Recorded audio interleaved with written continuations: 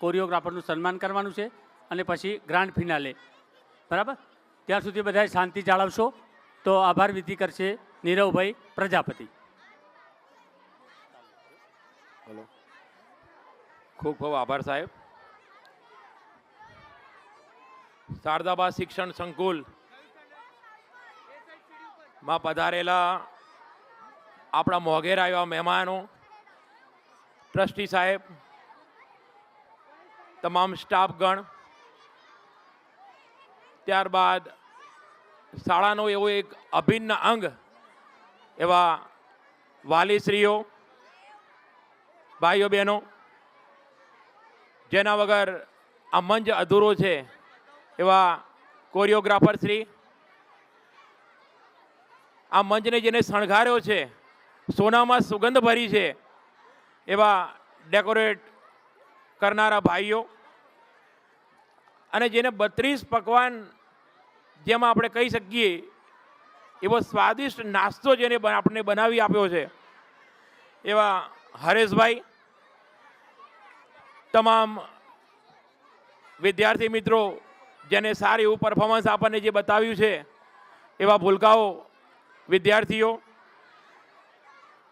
શારદાબા શિક્ષણ સંકુલના તમામ સ્ટાફગણનો ખૂબ ખૂબ આભાર, જેને આ અમૂલ્ય ફાળો આપ્યો. તો આવતા વર્ષે પણ આપણે આવો એવો કાર્યક્રમ કરીએ એવા મા ભગવતીને આપણે આશીર્વાદ આપણે લઈએ. તો તમામનો ખૂબ ખૂબ આભાર. Thank you very much.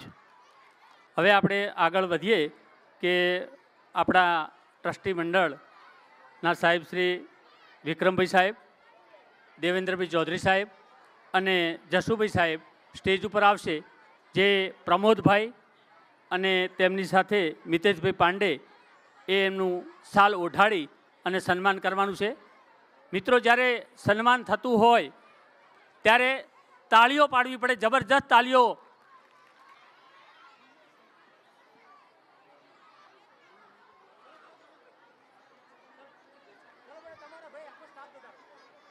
પ્રમોદભાઈની સમગ્ર ટીમ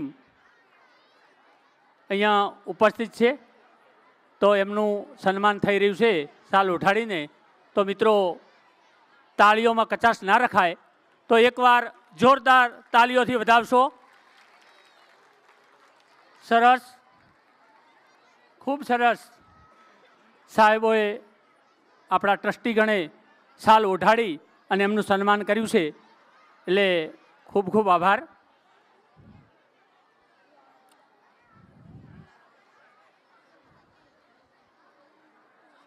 સરસ.